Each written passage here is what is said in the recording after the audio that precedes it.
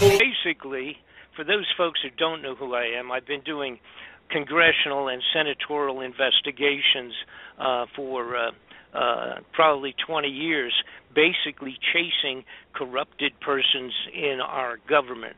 And that's started out a long time ago. I won't go into all of the background of how I got involved with that, but I became a federal witness in that 1985-87 period of time with the Iran-Contra inquiries, for those of you that are old enough to recall that, as a matter of fact, because that's been about 25 years ago, I guess, at this time. And I had gotten mixed up into the middle of Iran-Contra Central Intelligence, supplying of weapons and drugs, et cetera, with by simply merging my company with an existing company in Atlanta, Georgia, that in fact was a covert front for supplying of weapons for all these random wars that the intelligence agencies of the United States like to maintain worldwide, and of course lining the pockets of all those guys that are supplying the weapons on the behalf of our what I refer to the secret government, so to speak. Has nothing to do with the people that you think are running the United States. And that's been a real roller coaster ride for myself. What happened was that I was like I say, we merged our company. All of a sudden, I was in the middle of this stuff, and I couldn't believe what was going on. These guys, including major generals, et cetera, coming in and out of my company, which, by the way, was a toy company. And the idea was for them to use the toy company as a covert front for all this crazy stuff that they're doing on a regular basis. And to my surprise, once we got into investigating it, myself and my lawyer, in an attempt to reclaim my business, which they had basically taken over and completely stolen, when I got into it, we found out that they do this stuff all the time, that they actually will take companies over and use them as reasons for visiting a country or going in and out of countries, et cetera, and carrying out their supplying of the weapons and all. So if you guys have any questions, I would jump in, please, if you will, if you have anything you want to ask. But the main point of today's program on my side of it is to let people know that there is an extremely radical element that is on the offing, and that is Planet X, which is, and some people call it Nibiru. A couple of years ago, about 3 years ago, after doing 25 to 27 years of investigations into government fraud and theft and all of the related bandits that are running the country up there, and being involved directly with about 8 or 10 of some of the biggest investigations in the last 20 years, I realized that we were missing huge amounts of money, much more money than what is normally vanishing out of Washington, D.C., into the pockets of those guys that are on the bad side of the fence. We had gotten used to chasing multi-millions dollars of financing that and fraud, bank fraud, and like I say, the sales of weapons and the exchange for weapons right out of the White House with drug dealers on a huge scale.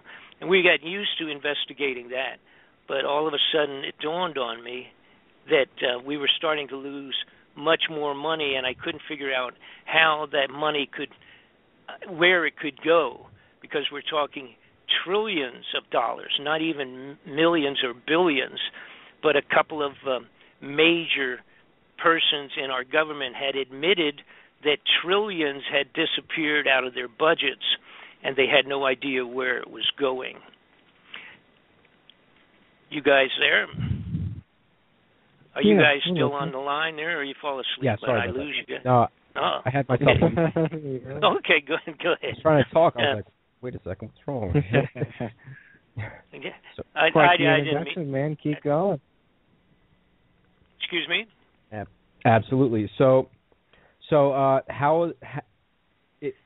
guess to what level is this still going on today? I mean, Okay. Well, here is the point. This is what happened. About 3 years ago, when I had information coming across my desk as it related to this giant sums of money vanishing. Again, not no longer were we talking about a senator or a congressman pulling off some kind of a scam one way or another to get a couple $1 million for his summer house in Tahiti or something like that. We were looking at, to my shock, Donald Rumsfeld, who was in charge of the Defense Department at this particular point in time, on the day before the 9/11 event took place. He came, he was sitting answering questions before a congressional committee with whom I had done work, and he said that over the last few years, it's been realized that $2.3 trillion had vanished from the Defense Department budget. It's just unaccounted for. And we're talking with a T, $1 trillion. And that's mind-boggling, because you can't, you can't even money launder $1 trillion. How would you ever even do that? If it was just a regular theft of, like I say, of a few million, that's one thing. But for $2.3 trillion to vanish out of their budgeting at the Defense Department is like a mind-boggling.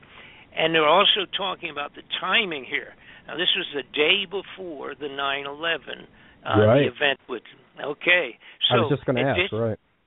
Right. And so obviously, we never heard that story again. I mean, we have it on videotape of him doing this, admitting that they lost a couple of $1 trillion. But of course, the next day was 9/11. End of story. We never heard it again, and we were occupied, of course, with all of the aftermath of we'll call it a terrorist event. I won't get into that tonight, but I'm sure it was not an outside terrorist event, but that it was probably a what we call a false flag operation carried out by some of our own corrupted persons in government here. But what, as a matter of fact, coincidentally again, and I say that word completely in a joking manner, the missile that they told us it was an airplane, but the missile that went into the side of the Pentagon was right into the building area where all of the paperwork for this vanished $2.3 trillion would have been held. That, I guess, was rather also kind of coincidental. So that was all gone anyhow. I guess if anybody was going to try to look into it, they would have a hard time doing that. Right. Yeah, just use a missile to destroy the evidence, sure. Yeah, so I'm sitting here and I'm looking and I see, what's going on with that kind of money disappearing? Then the lady who was theoretically in charge of oversight with the Federal Reserve, she had sat before the Congress a short time later and said that somebody brought it up. One of the congressmen asked her what was the story behind the fact that there's been $9 trillion, again, $9 trillion with a T, that seemingly is off the books and misplaced relative to some loans and money that was put into from our Federal Reserve here in the United States, lent out to the European banks. It's $9 trillion that had vanished. And then following that up, or running almost side by side, we had Representative Ron Paul had stepped forward, and he had said, went to the Federal Reserve and said, there's too much information indicating that all the gold is gone from Fort Knox. Yep. You know, and he said, we want to request on the behalf of the Senate, the Congress, and the American people a complete audit on the gold. Well, the Federal Reserve System, which was set up so many years ago, was specifically set up in a manner such that the Senate and the Congress and the United States citizens have no right whatsoever to ever request an audit. It was specifically set up that way. Yep. The Federal Reserve, which has nothing to do with the United States government, that comes to a big surprise for a lot of people, but the Federal Reserve is a group of private banks that oversees and runs and controls all of the funding of the United States government, as well as oversees the Fort Knox gold inventory. All right? And they are private banks. It is not a division of the United States government officially, period. End of story. And so when they set it up to be the people that did control, the bankers that did control all of our money and financing, et cetera, they set it up specifically. So they told Ron Paul and senators and congressmen to just get out of their face and go away because they weren't even going to talk to them. They had no right to even ask questions.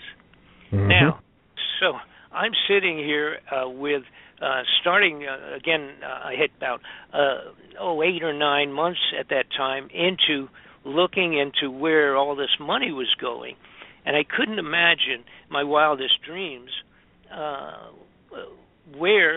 what could go on with that. You just can't, you can't load that up and take it someplace. Like I say, you can't money launder trillions of dollars. So I then, of course, had constantly receiving information from people all over the different levels of our government and friends of mine out of the intelligence agencies and what have you. And this going back, a full over 25 years. And someone came to me and reminded me of the underground facilities that were being built all the same period of time. By the way, the funny stuff started seriously about 1983 to 85, which was a period of time when we were into that Iran-Contra stuff.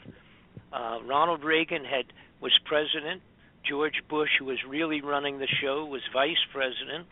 And all of this, a lot of changes in huge projects, Defense Department money. They were talking about doing this Star Wars initiative where they're going to put up a whole bunch of series of satellites that was going to track when a flea farts in Omaha, could tell you where the flea was located and all that kind of stuff.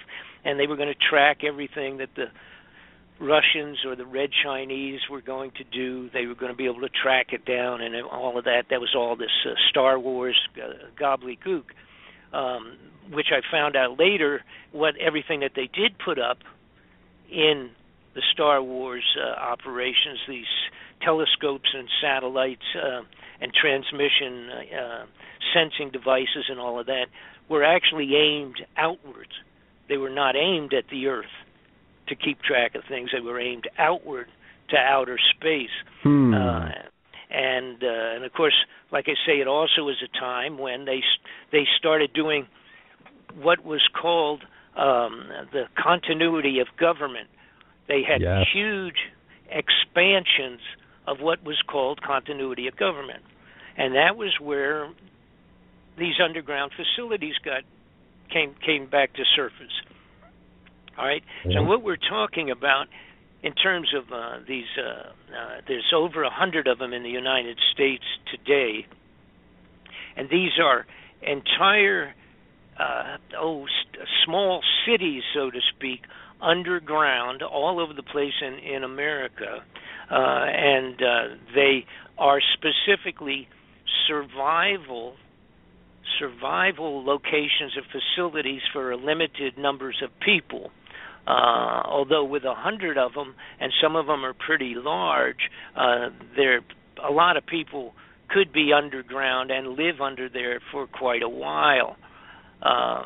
So at that point, and I was really very much up to speed on these, so to speak, because going back to the 90s, I had myself, with a friend of mine, snuck down under the Denver airport, which for many years had been rumored to be a huge underground operation, a huge facility like we're talking about.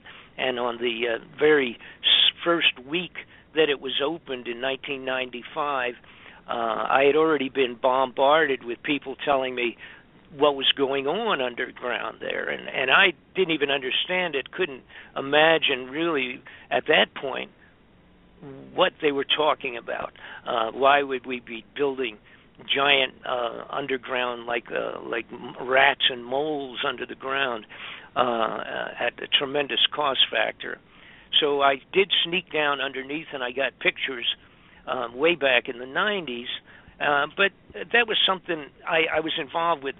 Investigations with Sonny Bono on drugs and smuggling right out of the White House, and investigating it with him and two or three other people. I was working with Henry Gonzalez on some other bank fraud things that we were trying to chase at that time. So these crazy pictures of underground facilities was something that I had just put on the back shelf and hadn't gotten into in terms of trying to find out what was really going on. So I then moved into a situation where I'm trying to figure out what would it be that would cause us to be so concerned with the need for underground survival facilities at a tremendous cost. So someone said to me, how about the stuff that's going on in China and in Russia and Red China and in England, a couple of European countries at the same time? And I said, well, what are you talking about? And they said, no, the underground, same situation, underground hideouts. So apparently the Russians, in 2010, put out a mandate of their own that they were going to create 5,000 underground facilities, not big ones like we have in America, but 5,000 of them, and a couple of them were going to be big, and some of them were, a couple of the larger ones had already been underway for a while. And they were going to have these accomplished by the end of 2013, coming into the first of 2014. And I checked into it, and I found out that they had, in fact, completed it, that they did have 5,000 of these facilities as shelter survival locations for many thousands of people. So now what we had is the Russians doing it, the same thing being done in Europe in several different countries. The Red Chinese had gone and started converting what was a couple of thousand underground tunnel facilities that literally had been in China going back 1,000 years. They're back in the old days of antiquity. They used to fight wars by running in and out of these underground tunnels back when they were still doing bows and arrows and throwing rocks at each other. But they had a lot of them started already, 1,000 of them. So the Red Chinese had gone in and updated those and completed them the same as we had in the United States here for our 100 and 103 or whatever we have here. So then I really... yes. Do they need a seed bank for this? Because I recently read that Russia was building a seed bank for all life on Earth. Well, actually, now I'm not dead positive on Russia, but there is one that was built back in 2006. It's a huge international seed bank, which actually you have to You have to, and by the way, this is cooperatively done by the United States and several other nations cooperatively, and a lot of excuse me. I was going to say a lot of the funding came from not only, of course, just they steal it whenever they want money. They just steal it out of the covert black operations. Anyhow, nobody's allowed to look at it, so it's pretty easy money. But a good amount of that money was supplied by what's his name, the computer, the fellow and his wife that's so wealthy from the computer's success. Bill Gates. I'm sorry, just slipped his name.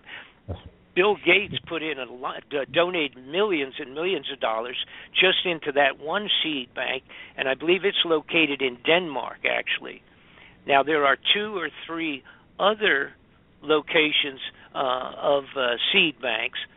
Basically, what these are what you would call storage facilities to maintain the seeds necessary to replant the entire face of the earth when it's totally wiped out.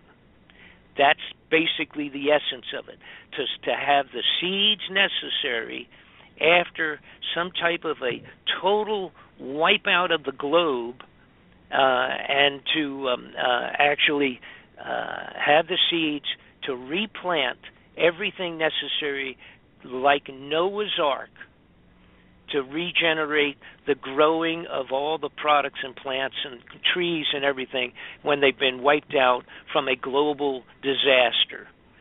Now, there's, again, as I say, this one that I think is in Denmark, near Denmark. There's Norway, Sweden, Finland, and Iceland are all donating in terms of maintaining it. That's a large, pretty big facility. The one I think originally was, I don't remember, it was something like $20 million to get off the ground. They had millions of seeds in there as we speak. It's pretty well completed. It was started 2006 and it's done as we speak. Okay, so that adds to it.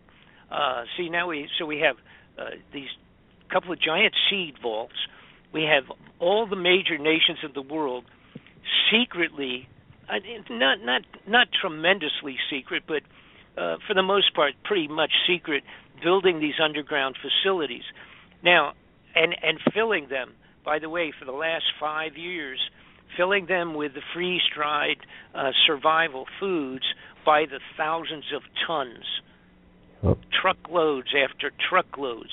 And we're talking, by the way, these facilities, I'm just back to the United States, their facilities that they've created are so huge that they have 18-wheelers, 40-footers, drive side by side in the roadways underground, and complete railways, which are actually magnetic levitated railways interconnecting many of the facilities from one state to another, traveling at the trains are traveling at 400 to 500 miles an hour. They're magnetic levitated, nothing touched the tracks. They're like the good ones that they have in Japan that they have already installed above ground, traveling at 400 miles an hour, but the ones down under in the underground facilities are even faster. There is absolutely no way for them to wreck, so to speak. There's nothing on the tracks, nothing crosses the tracks, and when you get in it to go to another location, they just seal the doors like a subway in New York City. Close the doors, you sit down, belt yourself in, and it just goes swoosh, and again, it's up to 500 miles an hour in a few seconds, and then they slow down, and you get out at your next location. The construction of these underground facilities has been done with gigantic drills that are mind-boggling. And by the way, the Chinese have bigger ones than we do, And the ones that we have, the smallest ones, can go in through the side of a mountain. They travel 6 or 7 miles an hour, digging, literally like drilling a huge hole. Yes, sir. You're cutting off there, buddy. Oh, I am? Okay. Yeah, okay, it seems to be better. I heard him just fine. Am I okay now? Maybe it was me. I'm sorry. Yeah. Okay. Uh-oh, your head is cutting off. Yeah, I've seen those drills you're talking about, and it had an Air Force logo on it. I don't know. I think they were in Nevada, but, yeah, they were drilling underground with this just big drill. This completely reminds me of that Ozarks from that Jesse Ventura conspiracy theory episode. That's crazy. Yes, Jesse's. That, by the way, and Jesse went into one location there, for a little bit underground. It is in the Ozarks, the one you're talking about. It's slick. What they did was that's been there. That one has actually been there for a few years, and it's been labeled as an underground general storage area. But when they're ready to utilize it the way they're planning to utilize it, along with the rest of them, it will be, full time as a survival living facility for the limited few. I have finished doing. It took me 3 years of my investigation on this alone. Now, I have to say something out in front, because I had dealt with Senate and congressional leaders for so many years, and I literally was a federal witness. I have testified personally before the United States Senate Intelligence Committee in Washington, D.C. One of my huge reports that I did, I believe, is what got Sonny Bono murdered on the ski slopes, because we were 15 days away from opening up a congressional investigation into drugs, drug smuggling, and weapons supplies out of Washington, D.C., connected to the intelligence community. Right, it would be the CIA, like they say. Absolutely. They had contacted us. I'd worked with Sonny, supplied him with an amazing array of information for about a year. He had called me, his offices contacted me about December the 15th or something like that, and they said, we are all set to go. Sonny and the rest of the Congress is going on their Christmas holiday. The first thing we're doing back here in Washington, and by the way, I was living in Los Angeles at that time, they said the first thing we are doing after the Christmas holidays, when Sonny gets back, we have the investigation ready to start. We wanted to make sure that you were prepared to come into Washington and move forward with us on it. I told them I was excited to do it. I was ready to do it. Let's go, because we had fooled around with this thing for over a year in terms of just setting it up. And the investigation was not only going to be a congressional inquiry, but it was going to be with subpoena powers. And normally they never do that, and they don't permit it, because what happens, then you have some senators and congressmen that are carrying out these different inquiries with the ability to force government persons to answer the question, do you know anything about drugs coming into our Air Force bases? Do you know anything about this picture that Mr. Fletcher supplied us, which is a motion picture of the delivery of narcotics on a United States aircraft and being offloaded at air bases at the Homestead Air Force Base? Are you familiar? And with subpoena powers, they can say, answer the question or we will put you in jail until you decide to cooperate. Right. They don't usually do that. And Sonny's people told me we have subpoena power set up. And so I said, great, when are we talking about? They said it'd be about the 15th or the 17th after they come back of January, after they finish the Christmas holidays. Once they get back, we'll get back to you, and then we'll go from there. I said, great. 10 days after that telephone conversation, Sonny Bono was murdered on the top of the ski slopes. He was Yeah. pistol whipped to death and dragged up against a tree, and everybody was told that he was an idiot and ran into a tree. Right. An end of story. Ha ha, Sonny Bono, and he's out of here, and that was the end. Now, the bad guys involved with this stuff, okay? Now, we're getting away from my subject, but I'll get back to that right away. But the bad guys that are involved with these things, they had to eliminate Sonny over the Christmas holiday. End of story. They could not allow him to come back because they couldn't allow the investigation to ever begin with the first gaveling of the opening of the committee investigation. They could not do that because if Sonny had been eliminated after that, they would have to continue the inquiry. Right. So they had to stop the inquiry. The only way to do it was to stop and eliminate Sonny Bono, and they murdered him on the ski slopes. That was the end of it. No one out of his office who I had dealt with for 4 years. I used to go in, when I went into Washington, I would sit down and have lunch with the guys, all right? Well, have a cup of coffee, whatever the situation was. I had dealt with them for 4 years leading up to this thing. From the moment that Sonny was dead on the ski slopes, no one ever spoke to me again out of Sonny's offices. Wow. I guess not. Wow. Not surprised. End of story. They would not even answer. I mean, I was friends. The guy that run his office, Frank Cullen, his main primary assistant, and the administrative assistants are the guys that really run the offices for the Senate and the Congress. You know, they're number one guys. He and I went back several years. He never spoke to me again.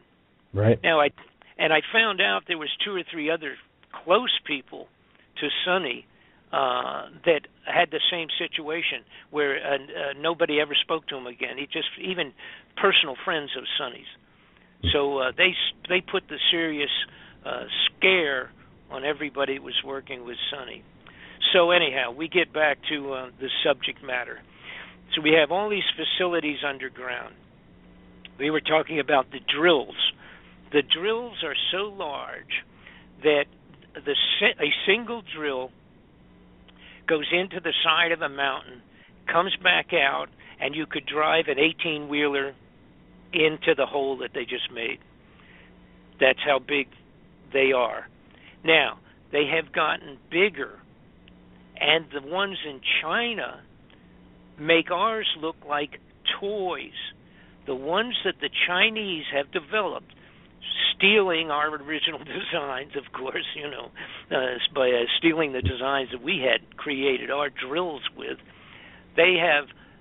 What they have is the biggest one that impressed me, and I, by the way, have photographs of all this stuff and live footage and what have you of inside these underground facilities.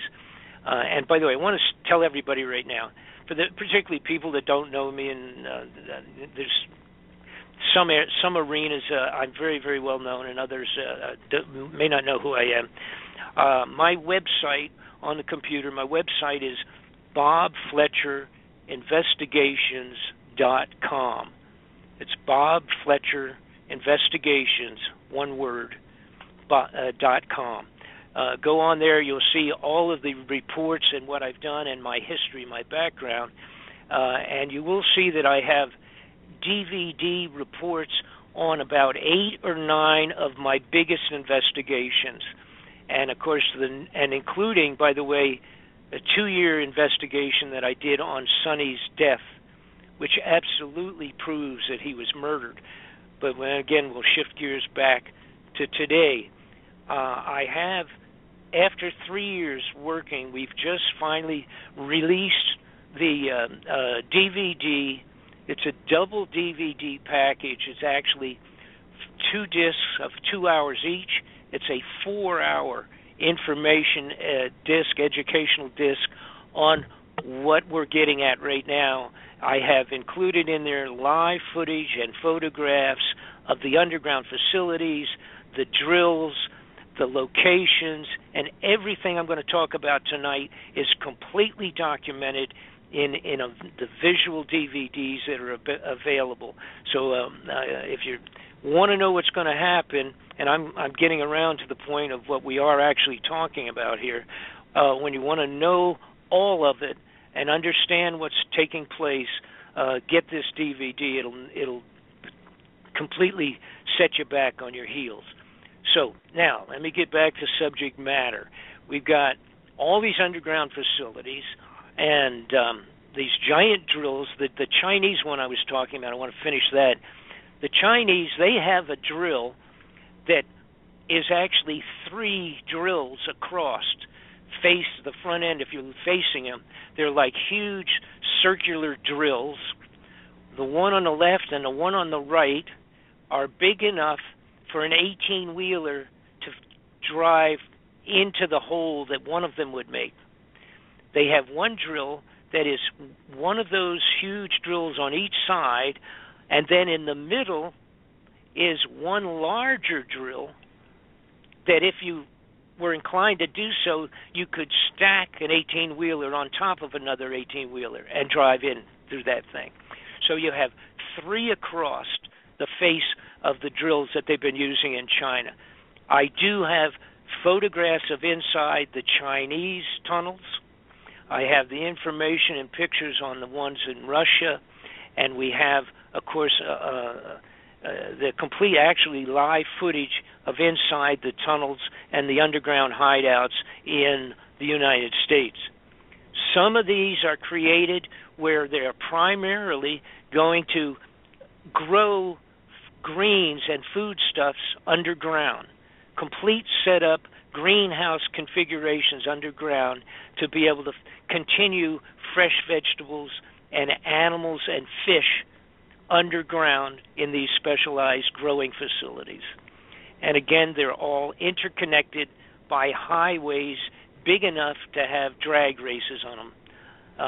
And they're mind-boggling. I do have a couple of these photos that I'm talking about are on my website. You actually can go look up the website and then look where it says photographs and a photo gallery, I think is what it says. And we have several photographs, wonderful pictures of down inside these facilities that have been totally filled with freeze-dried survival foods. Now, I'm still, when I was investigating this, I was still in a quandary. What in the world on earth would it be to cause these people, number one, to stop stealing as much as they were for their own pockets and start putting all this money into these rat holes underground, these survival facilities, which includes, by the way, one that recently had been completed under the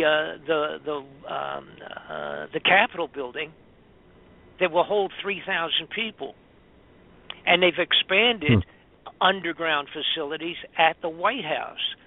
In other words, entire facilities for living that weren't there before that are now under the White House. Not that the president's ever going to be there, because more than likely he's going to be long gone before the stuff hits the fan in one of the bigger, better facilities.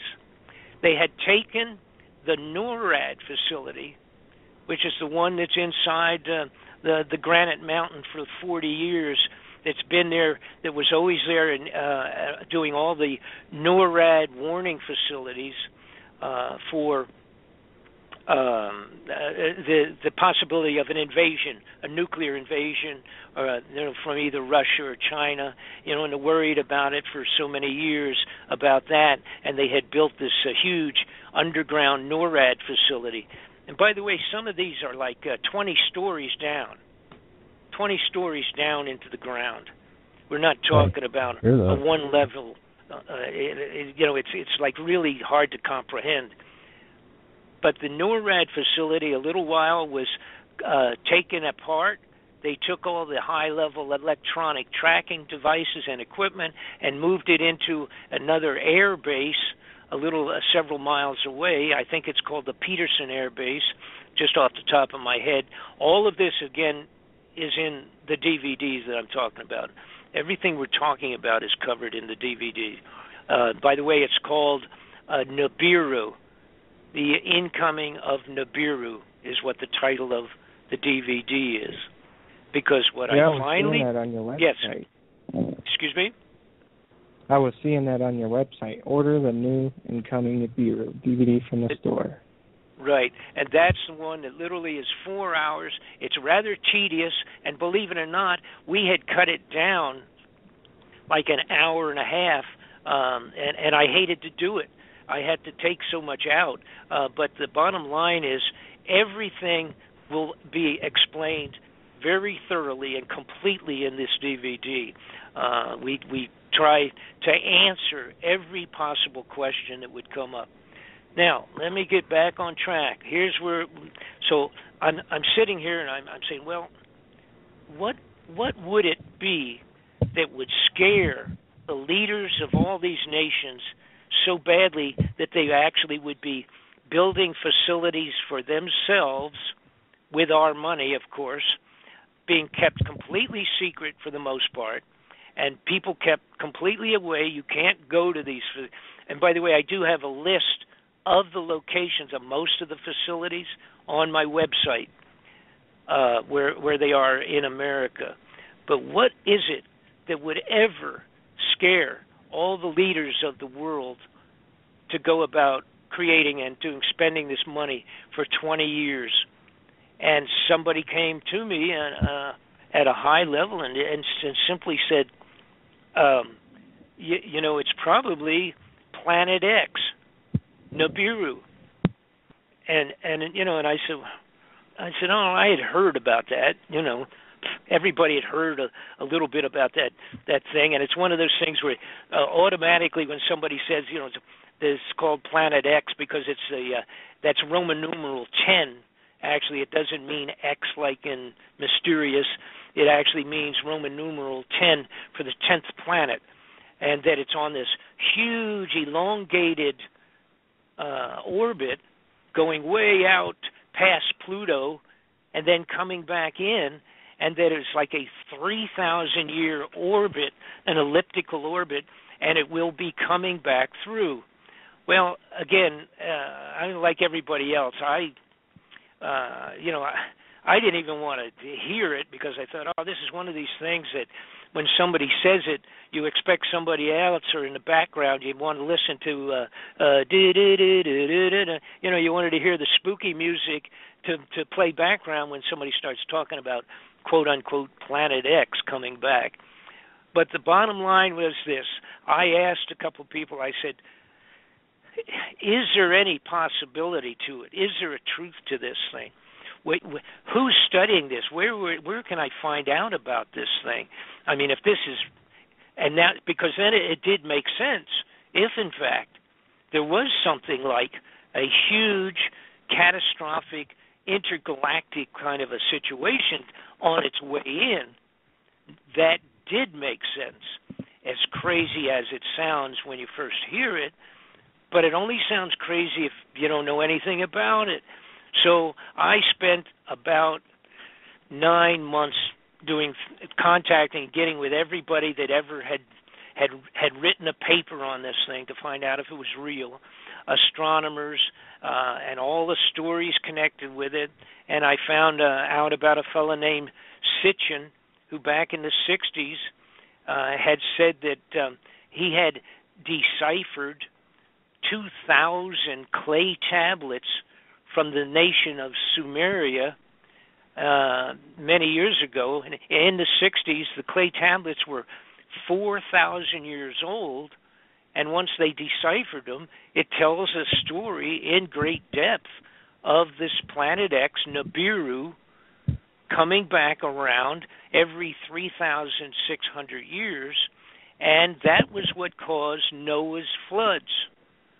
And that was what caused all these biblical descriptions of the stars falling from the sky and killing 100,000 soldiers back during the time of the Israelis, and all of the biblical references to a thing called wormwood, which is this giant planet that would return every once in a while to destroy and clean off the face of the earth.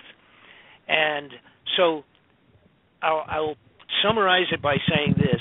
After contacting the people, getting all of the information I could from every possible direction, astronomical, scientific, biblical scholars, etc., I came to the conclusion that there is no question that Nibiru, Planet X, is on its way back in, that Ronald Reagan discovered it, was given the information by his people, and George Bush, approximately 1983. That was when everything started changing. That was when they finalized all these, started finalizing and completing these tunnels. And that's what it is all about.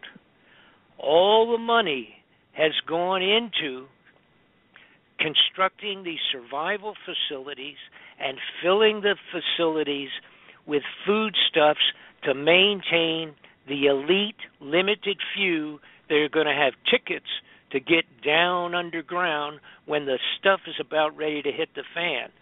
And when Nibiru comes back around, and by the way, here's the problem.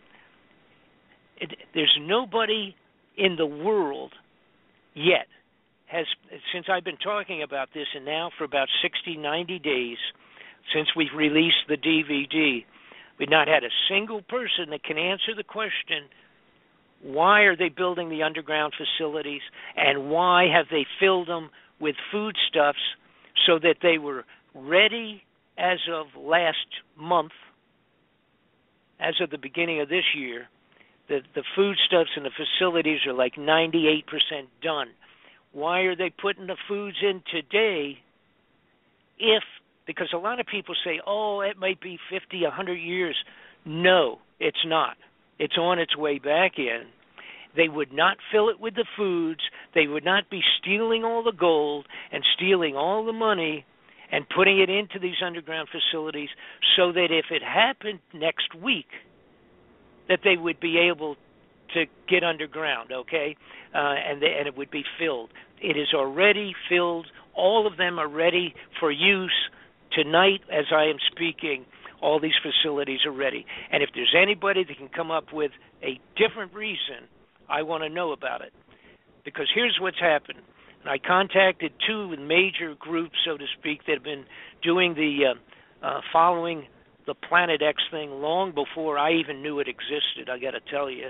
They've been following this thing for long, like 30 years, 20 years. They agree. They disagree on a couple of things, but they agree that it will be coming back probably in less than 5 years. It may be coming back as early as being first seen next December, this coming December. That's exactly what I heard. An inside source told me that it's likely going to happen at the end of this year. Yes, here's the and now again there are a couple of disagreements in terms of a lot of little technicalities, and which all make sense, and they all are very intelligently logical and potentially proper. The consensus is the earliest time would be that it would be visually seen in December as a new star in the sky out there someplace, wherever, and coming and getting bigger every week. And that it would pass, that's, again, now I'm talking December, January, February, March, and that it would be coming closest to causing the problems to Earth in March and April. All right, so it would be seen in December. It would be coming in, and then what's going to happen? It will, and by the way, this planet is been calculated to be 5 times the size of Earth. So it's I pretty thought it was big. 3 times. No, it's physically. Well, of course, actually, nobody knows. I wouldn't argue. What I'm saying is that the bulk of the guys doing the astronomers that have done the physical reaction that it has caused outlying planets, etc., things of that sort, they can calculate mass and blah, blah, blah. Okay, but also going by the descriptions, the description of the size of it that has been documented in every single historic scripture that goes back a couple of thousand years. It's in the Bible. It's in all the Oriental astronomers actually wrote and tracked it coming around back in the year 10,057, and they kept track of it. They logged it in. The monks on the mountainside in Tibet logged it in. All of these people that have, and the Sumerian clay tablets. All right, and then there's another fantastic piece that I won't get into too much that I do explain in the DVD, but there was a bronze plate that's called the Sky Disk that was located in Germany.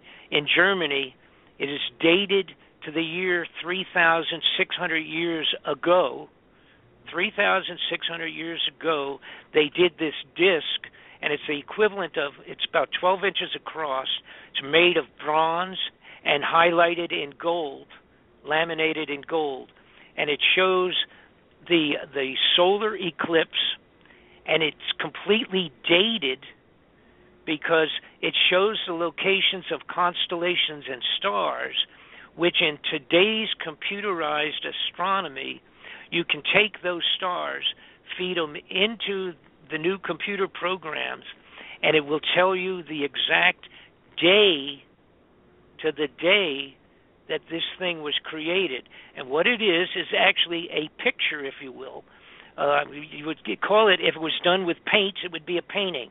It is a plaque, a disc plaque, 12 inches across, that has a picture of the sun, the moon, star constellations and their locations, and the fact that it's a solar eclipse taking place. But you can see both the sun and the moon, so they know that it was not the moon doing the eclipse, and it is Nibiru.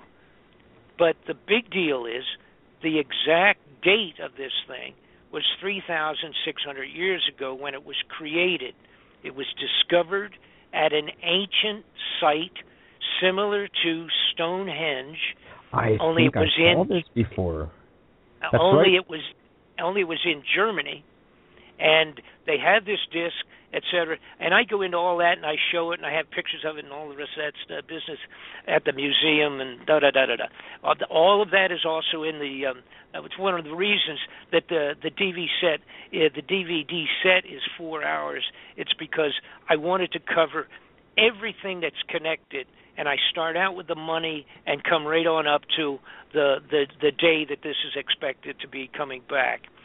So the people that have been studying it from an astronomical science view have decided, first off, again, we get back to size, calculated it's to be, okay, well, I'm going to really put it this way, that it's either 3 to 5 times size, but the feeling is it's probably as big as 5 times the size of Earth. It also has like 4 moons of its own. It's like a secondary system with 4 moons traveling with it and coming back together as a group. Now, the devastating part of this thing is a combination of things. There will not be a collision of it hitting Earth. That's not going to happen, period. It might, but that's not the feeling. But it will cause an eclipse of the sun at one point in time, at least. When it comes in, it will come in and go around the sun, the same as a typical comet will do. Halley's Comet comes in every 75 years, goes around the sun, goes back out, and he doesn't come back for 75 years. There was a comet that was discovered a few years ago, was called the Hale-Bopp Comet. It came close by, passed behind the sun in 1997, if I'm not mistaken. And it came 97, went around, and went back out. Now, that one and this is important, that one is on a 4,200-year orbit. And the reason I say it's important was when I first heard that the Nibiru would be possibly a 3,000-year comet, or a 3,000-year orbit, not being tremendously schooled in astronomy at that time, I thought, that's kind of goofy. What, you're trying to tell me this thing goes out, 1,850 years, and then comes back 1,850 years, to constitute a 3,000-year orbit. I said, wow, that sounds stupid. But when I found out that the Hale-Bopp is on a longer one of 4,200 years, well, then I was wrong. That's not stupid, because it's a reality in terms of the traveling of a comet. Now, this thing is not a comet. I have to reiterate this. So its tail, and this thing will have a tremendous tail dragging behind it, of space junk, meteorites, and big pieces of rock and what have you being dragged along behind this thing. Believe it or not, Halley's Comet, the tail is 24 million miles long. Now, the Nibiru tail, which again is not going to be frozen ices and pieces of dirt, it's going to be meteors and meteorites, if you will. When it comes in, passes around the sun, then the Earth on its regular orbit will pass through the tail 2 times. So we will be bombarded with asteroids and things of that sort, pretty good-sized stuff, 2 different times. The first time when it goes around behind the sun, and then we will pass through the tail. And then we will continue going around. It will pass and most likely go back out again. And when it goes back out, we will go one more time on our regular orbit through the tail, actually a second time. And it will take, according to the mathematics and the size and the angularity of this thing passing through the tail, it will probably take about 1 hour for the Earth to go through which is going to be a meteor storm like nobody's seen since the time of the Bible. No, I remember studying up on what Nancy Lieder had to say from Zeta Talk, and she claimed that the Planet X is made out of mainly iron, and that the tail is made out of mainly iron dust, and it's red, and when it passes us, it's going to get the whole planet like dusty, of course, with the meteors and everything, but it's going to turn all the water red. And I pretty much agree with all of that. That I believe that to be totally true. It's always been depicted in all of the graphics. And by the way, you'd include stuff on the walls of cave walls, for crying out loud, on this thing. But the Chinese have pictured it, and again, the Chinese astronomers that did this back in the year 1050 or whatever it was, when the Chinese astronomers did their work for the emperor, if they screwed up or they did something that was considered to be an error, they cut their heads off. Yeah. They just cut their heads off. So you're not talking about this isn't a hoax that somebody made and came up with 3,000 years ago. In case those of us have to realize, these people weren't screwing around with putting together crazy hoaxes back in the year 2000. But so in terms of coloration, it has been depicted for many years in many scriptures, like I say, from the hillsides of the Tibetan mountains by the monks 1,000, 2,000 years ago or whatever. I've read about that, yeah. They've all depicted it with a red tail glowing off on 2 sides. I would completely agree the likelihood of it being iron ore blowing off of this thing as it travels, through space that would make it look like it had two red wings coming off of it, and that's very likely. And again, there also is, of course, talking about in the Bible, when this thing comes back around, it describes the eclipse of the sun, etc., and it talks about the waters turning red. And if we go through what literally would be a rain shower of organic, actually iron ore dust, which is orange, that basically is probably exactly true in terms of the water would all be covered, although it could be other things on the water. Now, here's what we're looking at. People say, how is it going to affect? And also, it's two important points. One is people want to know, when will we feel the effect of it? All right? If you watched the news last night, you saw one of the effects of it. The weather for the last 2 to 4 years on the globe has been the most bizarre weather in 1,000 years. All right? In terms of drought, rain, floods, earthquakes. This is a great one that nobody's paid attention to. Going back a couple of years ago, it started up, but there are like 35 to 40 volcanoes erupting today in the globe. All right? Now, they're not making the news. Well, they do every once in a while. You actually see ABC and NBC saying, the big one is blowing up in Iceland. They just had another one back in Japan, and they had another one in in India. But if you went in and just looked at the geological reports, you'll see that they have as many as 30 to 40 volcanoes presently erupting. They're marked as an erupting volcano. All right? That's something brand new. At Yellowstone National Park, last month, they always have a lot of small earth movement at Yellowstone. But last month they had, I don't remember what it was like 200 or more individual, what they call swarms of earthquakes at Yellowstone. They also, in June and August this last year, the underground became so hot at Yellowstone, they had to block off about 3 or 4 miles of the regular roadways because they had been turned into maple syrup from the heat underground at the Yellowstone Park.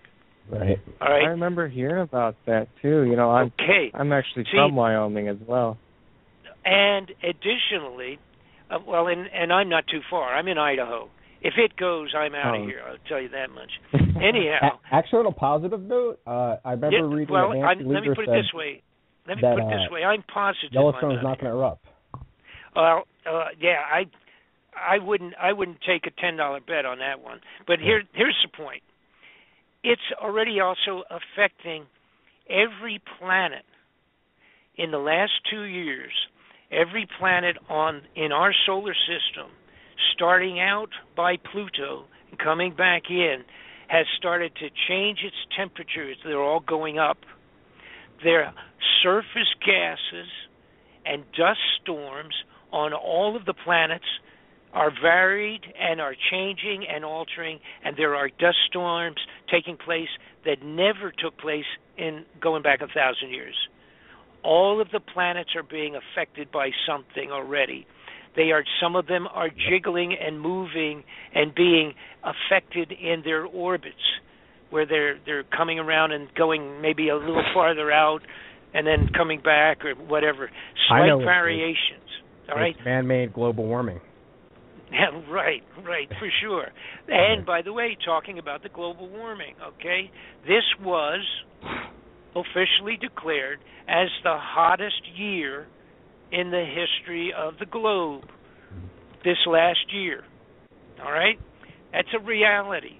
The bottom line is also glaciers, I did a serious study on the glaciers. So because I got aimed by a variety of scientists over the last 2 years while I've been studying this thing, when I would read papers, et cetera, and I would be turned to, go to this, look at this reference, do this reference, and I studied an entire, I think it was like a 2-hour program done originally by a photographer, and then he brought in scientists because he realized what he was photographing, and that was that the ice caps and these glaciers are melting from underneath. The water is literally, the melting is taking place from underneath and coming out. Obviously, all the water that comes from the glaciers, and et cetera, all of that eventually goes into the ocean. And in case you were not aware of, and I bet you weren't, as we speak today in Miami Beach, a couple of about 7 months ago, maybe a year ago, but they finally had to spend millions of dollars in Miami Beach installing water pumps because the water has raised. The elevation of the surf at Miami Beach has been brought up so high, all primarily to glacier ice melts, that during the high tide in Miami Beach, every single day when they have high tide, it is flooding 5 to 6 blocks into the city of Miami Beach. And they have had to, excuse me, let me get a drink here quickly. Hold on a moment. Okay. They literally have had to put millions of dollars of pumps to salvage the city of Miami Beach from the store, so that the storefronts wouldn't all be destroyed. Sounds like it's not become like Indonesia.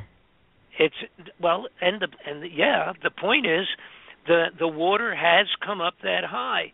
You know, people say, oh, well, I don't think, well, and how much is it going to take before that melts, and how long will it go? Oh, that'd be 10 years, and at this rate and all that rate and everything.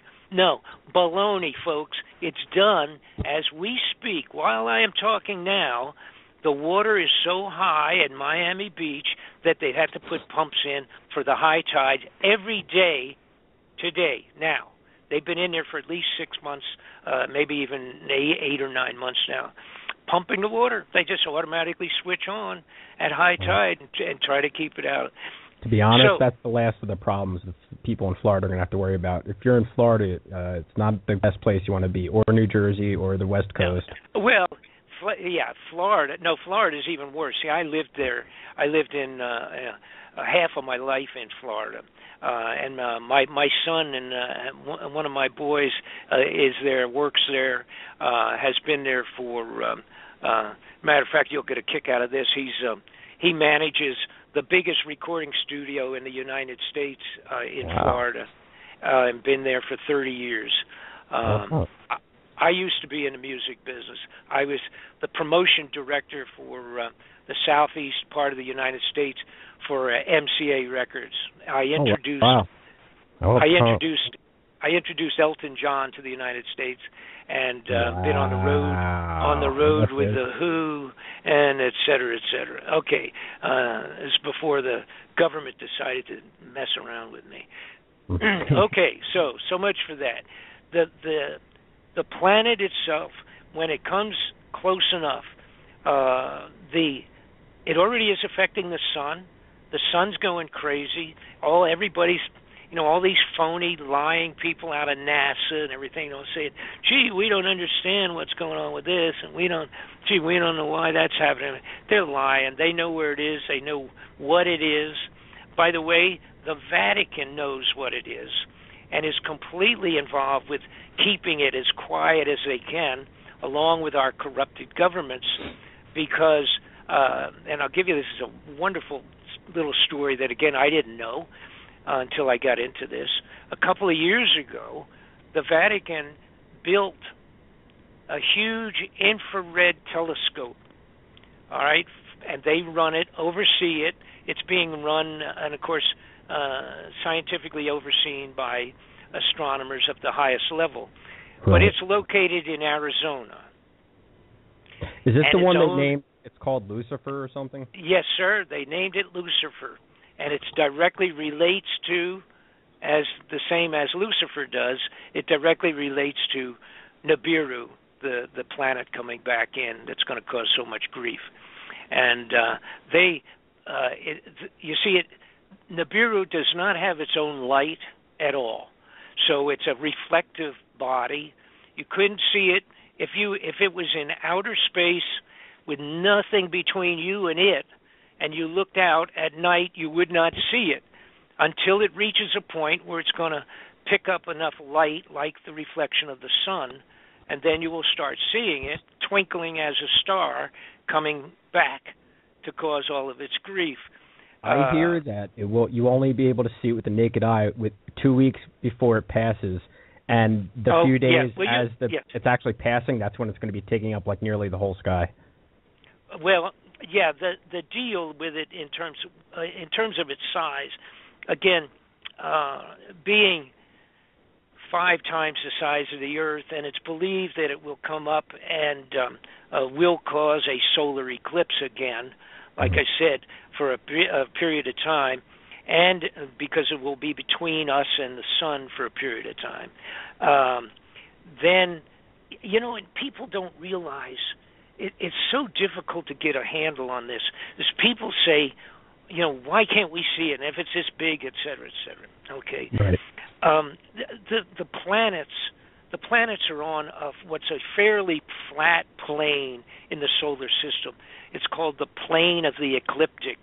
And if you put your right arm out, straight out from your shoulder, you say, okay, that's parallel to the ground, and that is the plane of the ecliptic, where all the planets, give or take a few 100 million miles, so to speak, they're all pretty straight, flat on that, and going around doing their orbital thing, okay, and going around the sun. And then also the Earth is revolving on its axis all the time. So you get double movement of the Earth, and you have the sun, which is unbelievably gigantic, to try and do a picture or a photo or something of that sort that would show it in some kind of a realistic comparative size. You can't do that. The distances are too far. The sun is too large in diameter, just gigantic in its diameter. Now, here's what's happening. You put your arm out, and you're representing out to the right of you, representing the flat plane of the ecliptic. If you go down about 12 or 8 inches, that would be approximately 30 degrees down, or 30-degree angle off of the ecliptic flat plane. It is said, and this is where you have 2 different groups in conflict. Some of the astronomers are feeling that this is going to be coming up on that kind of a 30-degree off of the flat plane that our planets are on. In that case, you have no idea when you're first going to see this thing. See, because it's not coming in like you could just say, oh, well, look, it would be to the right of Jupiter up there, or Saturn. You look up there, it's just going to be to the right. No, it may not be at all. And my understanding is that as we speak today, that it's completely on the opposite side of the sun, so you wouldn't see it no matter what. So the idea of somebody saying, well, tell me where it is and I'll find it because I'm really good with my telescope. No, that's not going to happen. And people just can't get a handle on that. Like you said, it will probably be seen in the sky like a star in December. And then coming back, like I say, coming in, it will be getting bigger and bigger. Now, and then March and April. And the reason that I'm saying that is all of the studies going back when all of these previous sightings of this event was always in the March and April period of time. So what everybody is saying, and most everybody that's been studying it agrees, that it probably will be, again, March and April, so that if it doesn't appear this next December in the sky, which is considered to be most likely, the second most likely date would be another full year on the calendar of the next year, but it will be, again, visual in December, seriously passing close in March and April, because those are the dates and the period of time that it always previously had passed. So therefore, that's why we're not talking about August, we're not talking about next week, but they potentially are talking about next Christmas, the visual as a star, and then March and April, the problems. Now, I believe... Yes, sir. Sorry to cut you. I have a bunch of questions here. I mean, go ahead and ask, and let me see if I can answer them. Yeah, I mean, because when this does come around, I would think what is the government going to do? I mean, obviously, are they going to try to bring about martial law to distract us? Are they going to shut down the internet and the electricity? Or, I mean, they're going to wait for martial law, and then no. And as a matter of fact, let me give you exactly what I am sure will happen. Okay, and I'm just positive of this, and I would bet money, but you wouldn't be around for me to collect. Right. Okay. Here's what's going to happen. And I hope I'm wrong too. You know, you have me back in a year, and you can say, "Boy, are you the jerk of the month?" You know, you're the biggest fool we've ever had on. Okay, and that's fine. I'll be glad to come back. But then I'd probably just be telling you, you know, hold your breath because next year's coming. Right. All right. Anyhow, the bottom line is with this thing, they can never, ever announce that this even exists. The government cannot announce officially that this thing even exists out in Never Land. Although, you know, a lot of people missed it, but it was only I'm going to say 60 days ago, that one of the big universities said they had absolutely identified 2 giant planets out past Pluto. Oh, no, we heard this.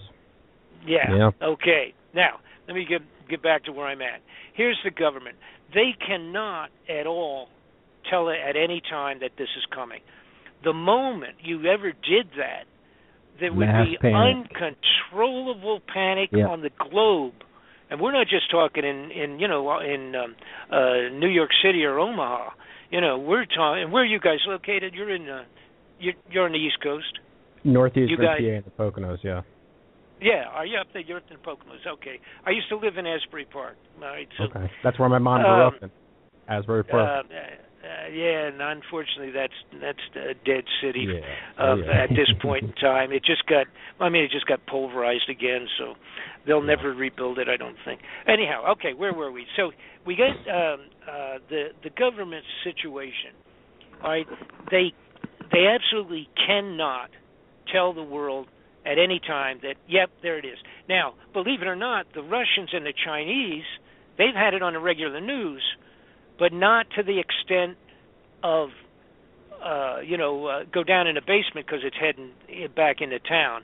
You know, but they have reported it, and, on several times in Russian television, they've been right on their news, and they came out and said, the astronomers are watching this thing, and they're not sure, and maybe this and maybe that. But that's interesting. We're not getting any of that or much of it. We do have a little of that too, as a matter of fact. So why are they doing that? Are they doing it to cover their own ass? Well, that's just what it is. Nobody yet has gone to what they've done so far is make fun of it. Okay, right. But the point is this. Here's what they're going to have to do, and mark my words. This is what's going to happen. Sometime 4 months to 6 months prior to the point in time when thousands of astronomers are going to say, we see a new star. What's going on? All right? The government is going to have to declare martial law before that time. Right. All right? And now they're going to know, because they know, and they have infrared telescopes. They got satellites that they've already sent out years ago that are way out there, already taking some great pictures of it. It's what most of these missions are for. Absolutely, and the missions. And I got news. For every mission you know about, there's 10 that you'll never heard about and will never hear about. Okay, trust me on that one. So, and most of the time when they talk about having weapons, talk about we're working on a new this or working on a new that. We already have had it for 15 years and have been using it when they come out and say we're starting to look at it. Okay, and then that's a reality. So get back to Nibiru and Uncle Sam. They're going to do a declaration of a national emergency qualifying for martial law in the United States. They have written in their own paperwork many years ago, whenever this situation was to arise, but I mean this situation, a situation where it was needed to have martial law, that it would have to be presented to the people in a manner such that they feared for their very existence, so that the government will more easily than not, have martial law accepted in our backyard. The American people would have to think that they are going to die, okay, if the martial law is not declared.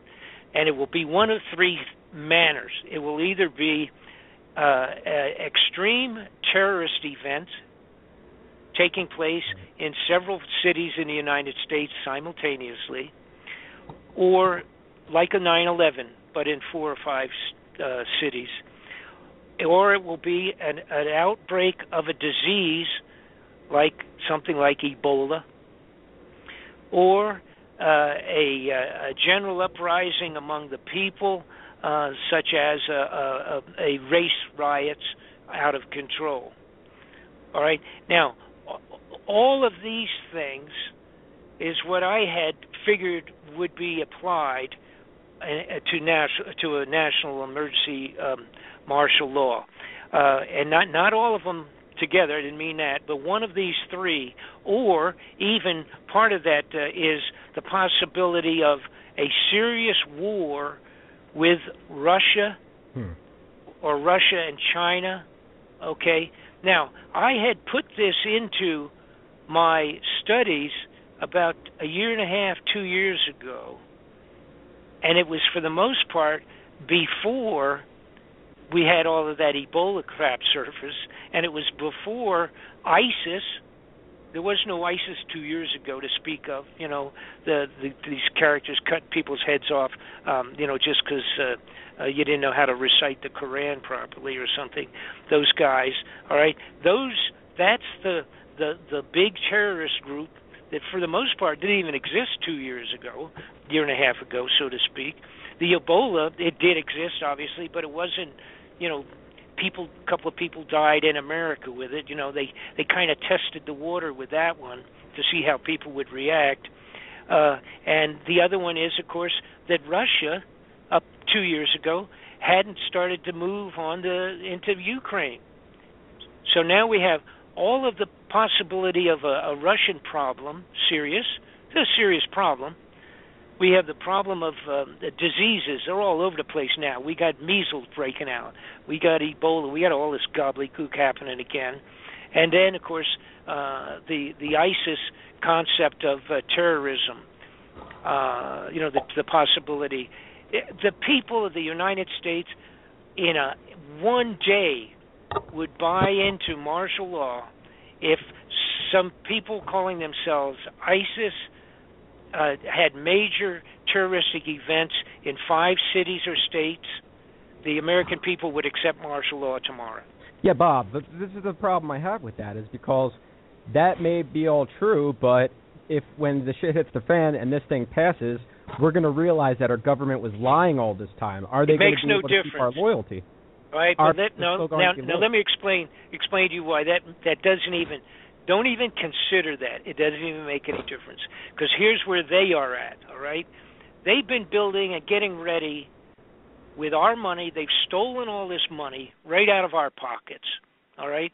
When's the last time you think they even spent $1 to fix one bridge in the United States of America? The entire infrastructure, bridge, water ducts, water plants, generators, wire systems, all of that, every one of them in the United States of America are on the borderline of being condemned. That's how lousy they are. We're talking God knows how many, 500,000 bridges, for crying out loud. They have not spent a penny. That money went into their underground facilities. The foodstuffs was bought with our money. The tunnels were built with our money. All of that has been done secretly to prepare for locations for a limited number of people at the highest level to get out of town and get underground, period. When they close those doors to these facilities underground in the side of the mountains, martial law will already be in effect. The only people up there handling it are also being thrown to the wolves because the people handling a completely rioting civilization on the top of the ground with this stuff taking place, they don't care. There's no more allegiance. They don't care whether you like it or not. Well, how are they going to roll over? Excuse me? How are they going to roll over us after all this happens when the soldiers aren't going to fight for them because they're going to see that they were lied to? Right. At some point in time, there's going to be that realization. Right. Now, by the way, and let me point this out because this is a big part of it.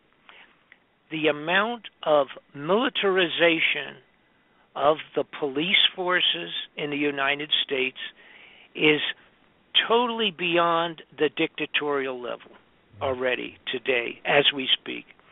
They have been training in a military direction since at least 1995 when I first saw grenade launchers, gas masks, tanks, troop carriers, 50 caliber machine guns and full automatics being delivered to the police stations around the entire nation of the world. I mean, every state in the nation here. All right? And that started in the 90s. They have these programs where they actually will give a police station and a sheriff's department grenade launchers and all these things that I'm talking about, 50 calibers, riot-controlled tanks and machine guns, a 50 caliber machine gun, full automatics, and all this kind of stuff into these police forces. They've been doing it since 1994 that I know of. As of today, I have the amount of money, and by the way, that's in the DVD too. I have pictures of the sheriffs taking delivery on this stuff. I have the amount of money that's been spent. Why is the Forestry Service getting millions of dollars of full automatic weapons and riot control gear? Why is the IRS ordering thousands of bullets and thousands of machine guns under this banner of the IRS? Why is the Social Security system have purchase orders for the same kind of stuff? These are actually false billings in some cases, to where they're just saying that it's going to the Social Security. So what's the Social Security doing with machine guns? All right? So they've been doing that intentionally, and that's to build what is a military-controlled police force throughout the United States of America to control the riots, only to protect those people until they get down underground. Once they're underground and they shut those doors on the facilities, wait till you see the films and the pictures that I've got and the DVDs about this thing in terms of the underground facilities. The doors are constructed so that if an atomic bomb went off up on the top level, it won't even affect their doors. Nobody's going to be able to get any place. Then when we travel through, when we have Noah's floods and we have all the electrical power off, think about that one. I mean, that's something else too. The electricity gone, period. The entire globe, all the power off, all the satellites completely down 20 days before it even gets close. Just the effect on it. The satellites will be gone, done, finished, terminated. No more banking, no nothing. If you got any money any place, and it won't make any difference. What you're going to need is a place to hide and some food and weapons to protect your family. Right, and any other money you have backed up, you just put it in gold, bury it. Maybe. Food is going to be more valuable than gold. Right. But if you have like $1 million or something, then you just then you buy what you need in food and seeds and weapons and shelter and all that other good stuff, and the remainder. You better buy it. You better do some good timing on it. Yeah. I would say one thing: if they move on if it even appears that there's things developing that might be used as an excuse for martial law, people better really start paying attention before it happens. Oh, yeah. Okay, now here's the back end of it. How bad is it going to be when this thing comes around? Well, the potentials are really frightening. One thing, of course, is like we talk about the Noah's floods type of a situation. It's not going to be that bad this time. Yeah, and that will happen from two things. One is the gravitational effect. We people, again, it's a little thing that we don't think about, unless you're still in school, so to speak. But the moon is what moves. The little moon, this little non-entity out here, so to speak. That's what moves our tides in and out every day. Just the gravity of that and the sun. You kind of play in tennis with the water, so to speak, pulling it out, dragging it back, pulling it out, dragging it back. And that's only a third of the size of the planet. And it's nothing, like in reality. All right, this thing coming by, and by the way, coming pretty fast too. And made of iron, strong magnetic field. Potentially made of iron. The gravitational effect would just yank the waters right out of the seabeds, and you got to remember the Earth's. How fast do you think the Earth revolves on its axis? Very fast, about 800 miles per hour, and centrifugal force. It's actually about 1,000 miles an hour. Right, and the centrifugal force will cause all that water to go on all the coastlines. Well, yeah. The problem is so that's one problem. Then the next problem we talked about, with the Earth potentially passing through the tail of this thing, that would be the tail basically coming behind it. I don't know how long it would be, but that could be really long. But as long as it's going fast, really quick, that's good for us, so to speak, on one hand. But the tail would be the width, approximately, of the planet itself, all right, in terms of the width of the tail. And then it would diminish off from there. So depending on how quick or how soon the Earth would pass that 1 hour to go through that tail, depending on whether it's real close after the passing, going behind the sun, or if it's X numbers of time, hours after it's passed, that will have to do with how thick or how profuse the junk is going to be, because it will diminish the farther away it is from the body of the Nibiru. But you potentially have that storm of asteroids, meteor storms, or whatever you want to call it. The storm we would go through once and then go through the second time.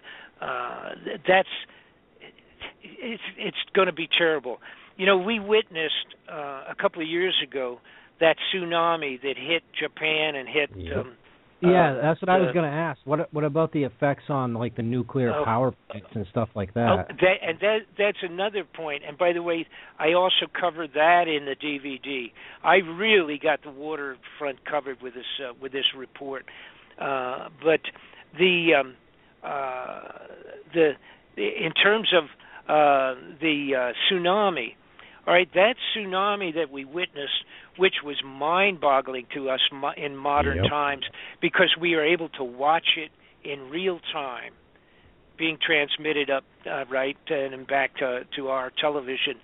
Right. And we watched that tsunami where the water just came and just kept coming, and it was like it was like a bulldozer, a liquid bulldozer, 1,000 miles long, and it just came right in and kept going and just wiped out entire giant buildings and communities and everything, and it just kept going like it wasn't even there.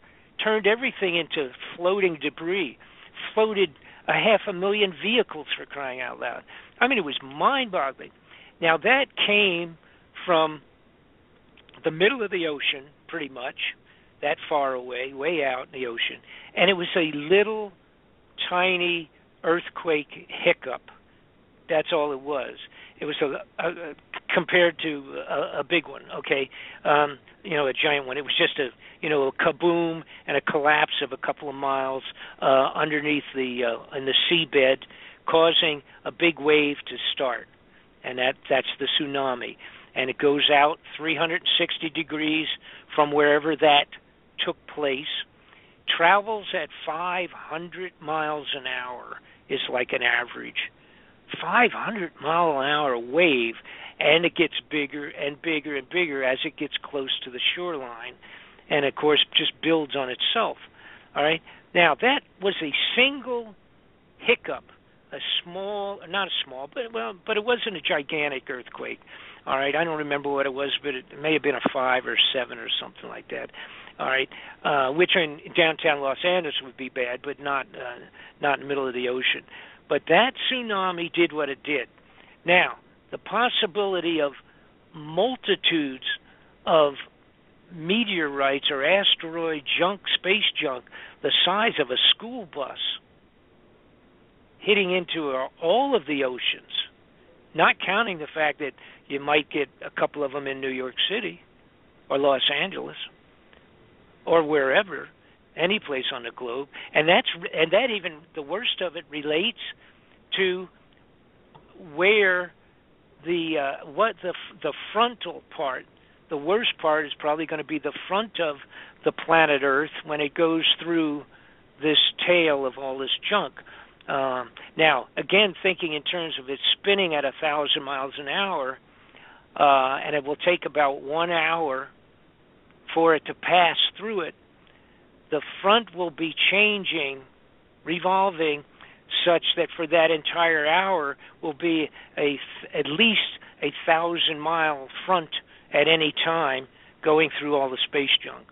If that made any sense to you, it'd be revolve. Yeah, right. The atmosphere at that point in time will be much more thin. Yeah, so if you could take a marker and draw a line from the North Pole to the South Pole and held on to the Earth so it didn't move, and pushed it through this mess for an hour. Now you do the same thing and draw that line marker and have it spinning 1,000 miles an hour. In the 1 hour it will take from beginning to exiting the junk path, the tail of this thing, you will have had 1,000 miles exposed one time, and then 1,000 miles exposed as the frontal part of this thing the second time. And then, of course, everything behind it, it's hard to analyze what that would be. The mathematics on that is over my head. But, so what else do we have? So we got junk coming in. We have the gravitational effect on the water. We have what took place according to the people that have done the serious studies on this thing in history, found out that the Earth, during biblical times, the last time it came through, that it came around, was jogged off of its axis 26 degrees when it came around. Now, that can be gravitational, it can be magnetic, it could be, I don't know exactly what that would have been. But they verified that because in that sky disk that I mentioned earlier, where they found this drawing with gold and bronze, this huge disk showing the picture of the sky. It included, now remembering this was from Germany, It included the Orion belt, or excuse me, not Orion, the son of a gun, one of the constellations. No, I know what you're saying. Yeah. One of the one of the constellations that normally would not be seen in Germany, right, in the sky at that time. That's right. All right? But it was on the bottom side of this plate, on this drawing, if you will. So on the basis of that, they did the calculations, and that should have been visible in Egypt, but it was visible in the German sky that day when it happened. So it means everything was moved 26 degrees. All right, and that mathematics can be done fairly easy.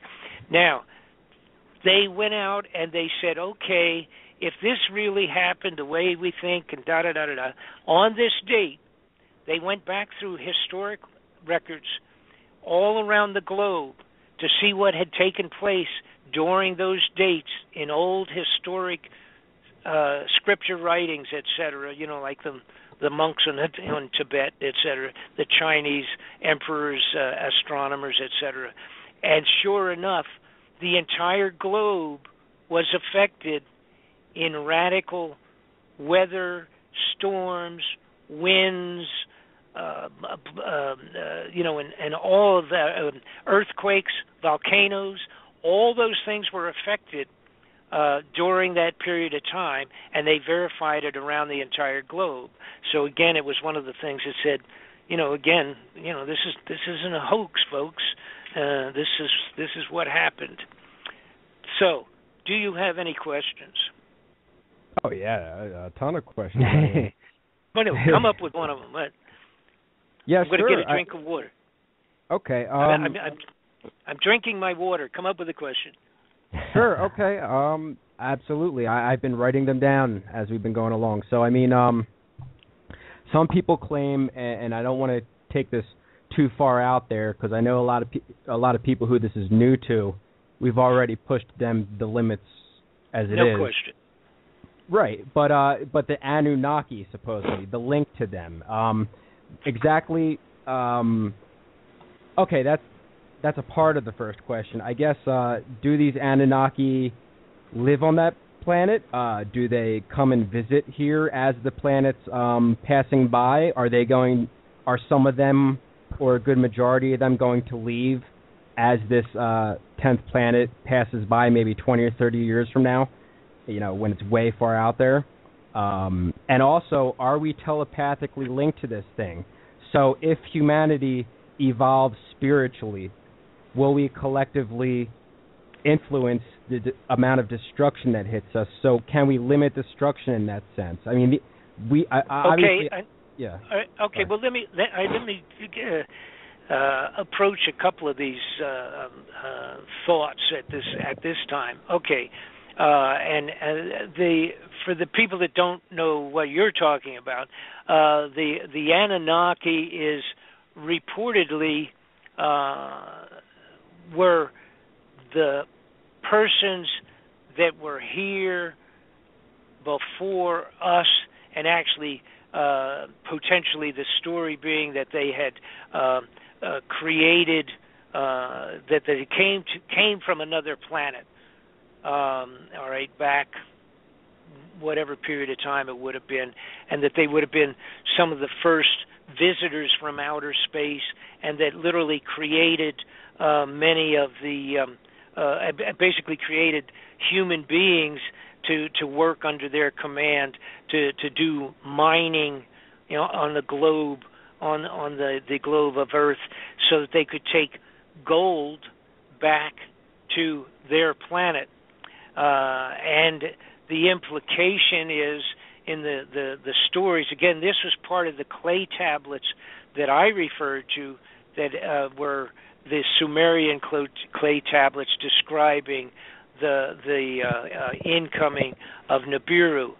Now, according to the deciphering of those clay tablets, which, by the way, I equate it sort of like a diary of some people literally living and writing these things down 4,000 years ago in the nation of Sumeria, which is now Iraq, Iran area on the globe today. And part of that story was, however, this is the important part. First off, some people, of course, still don't even believe in aliens and flying saucers and things of that sort. That's a mistake. If you don't believe that exists, I'm afraid that's really a mistake, and it doesn't affect religion at all. The bottom line is some the very staunch Christian would say that God created the earth and the people on the earth, and that was the end of it. But see, that would shortchange my God, because why would he just take out of all of the unbelievable creation of the universe, of the whole thing, why would he just select one lousy little planet that's over here as his only location to put living beings? That doesn't make sense, even religiously, actually, if you apply common sense to your religion also. Oh, UFOs and aliens no doubt exist. I mean, but what exactly are they? I mean, because... Oh, yeah, right. And of course... They could be demonic beings for all we know. Well, and I would think, using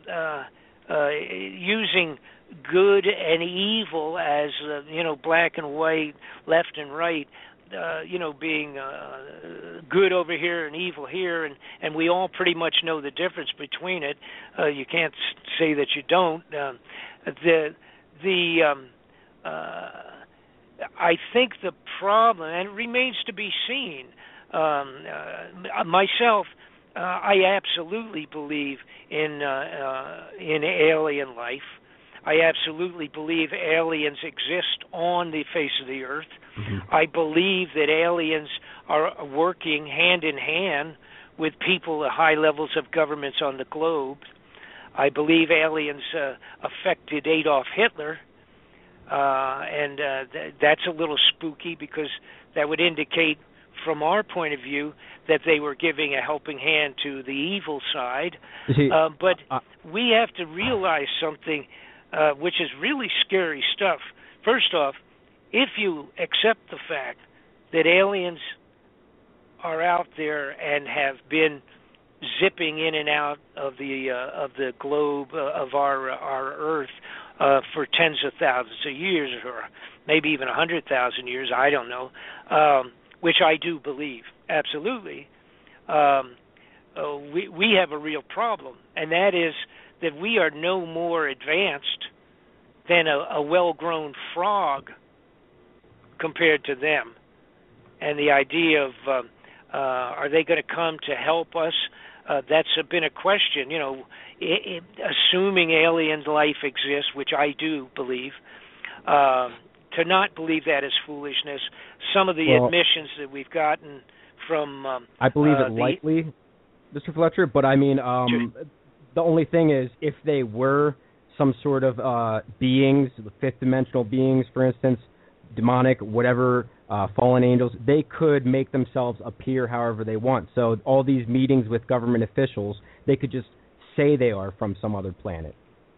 Oh, well, whatever. But see, I've done it strictly and totally on the basis of the development of products and things of that in the last 50 years. There's no way that we went from horse and buggy to landing on the moon in 75 years. Right. Without assistance. Right. I'm sorry. And do you have any idea? When we get into this a little bit, if you want to, do you have any idea how many crop circles there are that have taken place in the last few years? Oh yeah, I've seen a couple myself. I mean, I've seen dozens, probably at least 30 or 40 UFOs in my life. Oh, okay, good. Now here's and that's great, because you're a step up on an awful lot of people by the fact that you had seen that many. Yeah. But the point I was going to make is like 25,000 crop circles over the last 20 years or so. The number gets mind-boggling, and the intricacy, and what they are. Some of them are blueprints. Some of them are astronomical diagrams of space and outer space and planetary constructions. Some of it is medical. Some of it's other types of high-level scientific information. Now, why it's being delivered in that configuration, I'm not sure. But I will say that there are high-level people in the United States that know when they're going to be and when they're going to come, where they're going to show up, take the information down, and then whatever goes from there. Why that's happening, I'm not sure. But those are created by entities off of this earth. Yeah. There's no question about that. Right. I have very good video. I say very good. It's not very good. It's good enough to be understood. It's not not a Hollywood production video. But I have a couple of good videos of the 18 to 20 inch bronze-colored balls coming down and just going over the field and swinging around in a circle and creating an entire crop circle in 4 seconds. Yeah. We have that on film, see? We have that on film. Now, if you go to somebody and say, oh, I don't believe in anything, say, well, please explain this to me and to the Air Force. Well, I'm 100% with you there. I mean, you see what I'm saying? Yeah. Okay. Now, in terms of a lot of people ask, why doesn't, or do I think that there will be, let's call them space entities, that would come in and assist or help us or salvage us in the last minute before this takes place? I hope so. Apparently, they did not back during the time of the Sumerians, because the way the writings go in these clay tablets, the beings that they called Anunnaki, all right, those guys got back in their spaceships and left when they knew it was headed in. And they took off, and they left those mining, very low-level IQ grunts that were back here digging the holes and pulling out the gold and doing that stuff on their behalf, working like slaves, so to speak, or slave entities. They were stuck. They were just there. And the Anunnaki got in their spacecraft and got out of there before they hit the fan.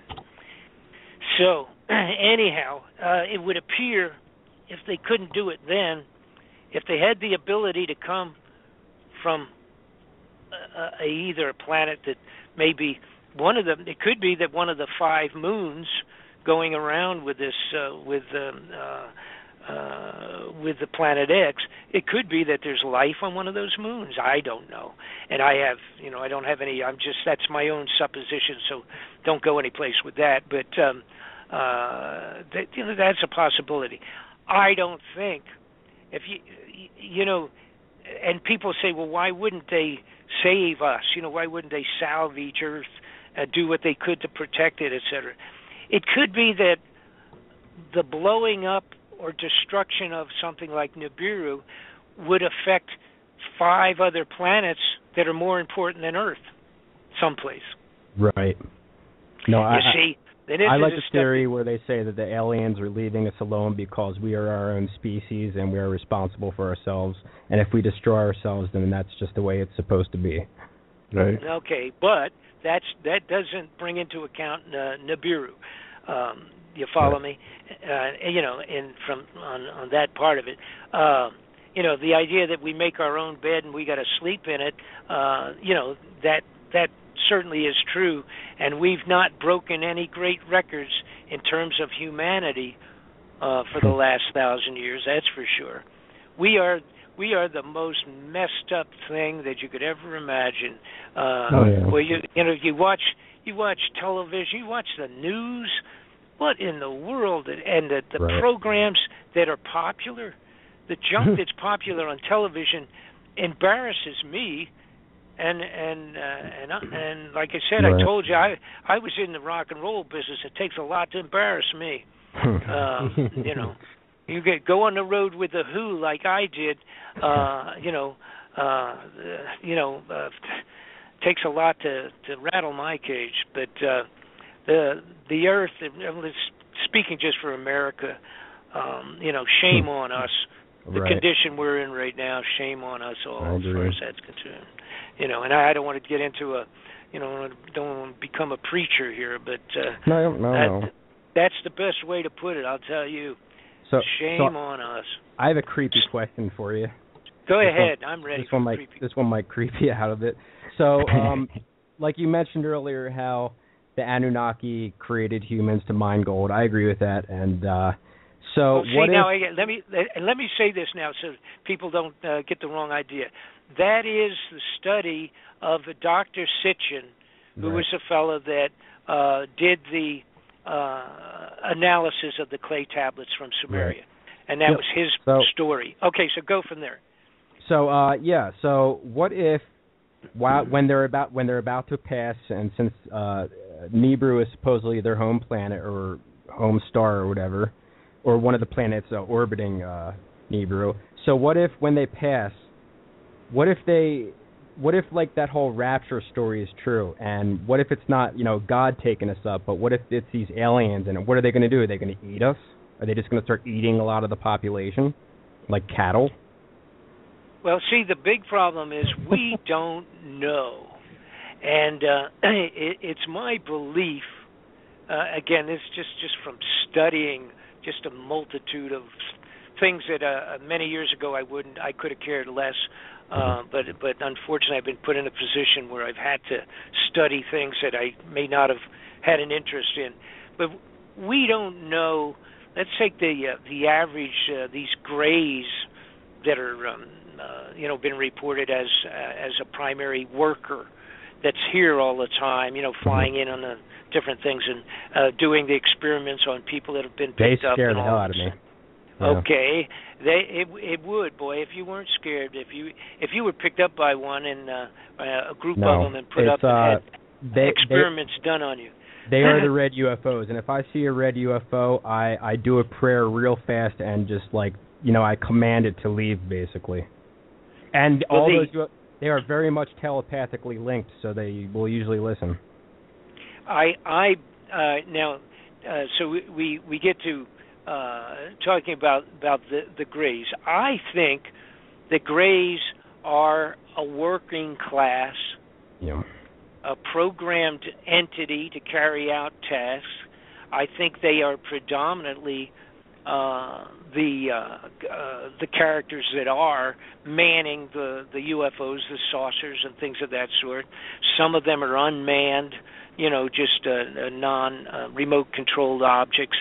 Some of them are controlled, like I say, a saucer, like the ones that crashed in Roswell, and it was 2 or 3 of them that crashed there.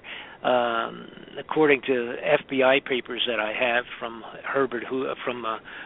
Hoover, FBI Director Hoover at that time. Anyhow,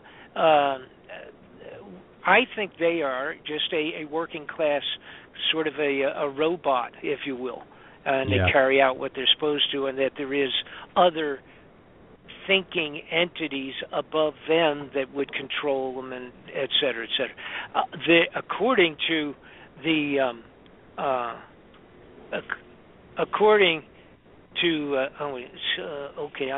my wife is just telling me what time it is. According to I totally lost my direction here. I believe those little entities, they are what they are, and I think a remote control situation. According to many people that have come forward with a thing called the Discovery Project? I think that's what it is. The taller ones are clones. The Disclosure Project, that's what it is. Disclosure Project, these guys, a couple of them I know personally. Their summation is that there's as many as 300 individual different space entities that have been coming in and out for so long in around Earth, and there's that many of them. 300 different types of alien species. Yep. Yes, I think that was the number that they had come up with. And the craft, when you really get into it, and as a couple of our astronauts, a couple of the guys, what's his name, went on the moon, Edgar Mitchell. Edgar Mitchell went on to the moon a couple of times, twice I think. He I have the recording of it. As soon as they landed, he said, "Oh, they're here. They're ahead of us, and their craft is parked up on the edge of the crater over there, and it's gigantic, and I can't believe it, but they're here." And just like we talked about, they're already up here waiting for us. And you go to the fellow that was in charge of Skunk Works operations that created all our spacecraft designs and all of that. Just before he died, he said, "We have been flying. We have had the capability to go to the outer planets and fly around the planets for years and years." And he says it's never going to be made public, but we've been doing it for years and years. And when these guys at that level, he had no reason to lie. He was dying, I mean, literally on a deathbed kind of a thing. He said, "We've been doing that for," and they're talking about warping space and time. It's the only way you can go between the planets, etc. That is portal wormhole has been an old theory for long. And the truth is, and by the way, you get into that a little bit in the DVDs. The bending space and time is the only way you can literally end up going forward in time, back in time. Time and space is a graphic entity that can be varied and altered. And once you can figure out how to bend it, you can instantaneously go from a craft 50 miles over top of New York City to 50 miles over top of the moon. Anywhere. And do it within a blink of an eye. These entities that do exist out there, they have that ability. But they also have the ability to help us or not. And I don't think the way the people at the highest levels of our corrupted government have been scurrying around building their rat holes to hide in, I don't think they've had any indication that any space entity is going to come down and help us out when Nibiru comes back again. I think they will. That's good. Well, I think they're going to be crushed underneath their underground cities. Excuse me? I don't know. And I don't know. It's a global earthquake here. When this thing passes and the tectonic plates realign and they move back up, this is going to be a worldwide earthquake. Right. Every place will be at least a 9.0 on the Richter scale. Some places 15.0. Yeah. I believe it will be. We're looking. If it does not get pulled away, in a manner such that it doesn't do this major damage, we're going to have tsunamis, earthquakes, volcanoes, meteor storms, and all of the above in a very short period of time on the globe. I don't know how well off these people are going to be underground with their facilities. I'm going to get out of here. But you mentioned it earlier, and you want to have another little thing to just add to the soup here, so to speak. We have 130 nuclear power plants in the United States. Yeah. And when they go through their melt thing, it only takes one, but that's when we're going to need their help. If half of them go through this meltdown situation because there's no way to control them, so you're talking 100 years before the general area, any one of those is even livable again. Yeah, and if all of them go off, you can forget about it. So we're definitely going to need their help. So the whole thing, yeah, I'll tell you one thing, there will be a lot of people praying that never believed in God. Yep. That's for sure. Absolutely. Well, that's another thing. Like Revelations, it mentions, Jesus will come in the sky as a thief in the night and all that stuff. But I believe a lot of that stuff is just symbolism for Nibiru. And when people see Nibiru and they see all this destruction, they're going to realize that a lot of what they learned in the Bible was symbolism and that the government was lying to. I don't think anybody's going to trust the government, especially the people who work under them in the military. The military people that they have trying to protect them as bodyguards. They're going to turn on them, I think. They're not going to know when the martial law is declared. Basically, they just go in. That's total militarily controlled every street corner, so to speak. Right. But they're not going to know. They're going to be convinced it's because of terrorism or Ebola disease or this thing or that thing. They're not going to be told what it is. By the time that's again, I'm going to say 4 to 6 months ahead of the first sightings. See, then when the sightings take place, the bad guys, they're already going to be down their hideouts, and they don't care what goes on. They're just going to lock the doors and start eating their dry foods. True. And they're going to be praying that some of them come through it. And I have no idea how long they think they may have to be underground, but they will have to be for a pretty long time. A long time, because according to archaeologists digging up the old dirt that gives that story, the scientific story of what took place, by digging into the dirt and doing the layer thing. The last time Nibiru passed close, it was 100 years of no vegetation in the dirt. Wow. Okay. Okay, right. Sports fans. Hey, right, too bad we didn't have anything to talk about. Yeah, right. Dude, we could keep going for hours. I know this. Yes. We could just ping pong back and forth. Have a great time. And if anybody is interested, you have to get this DVD. Yeah, and it has all the website. answers and pictures, everything that you wished you could get. Yeah. If you had something to show your friend. Where can we find this DVD at? Go only one place, and that's go on my website, BobFletcherInvestigations.com.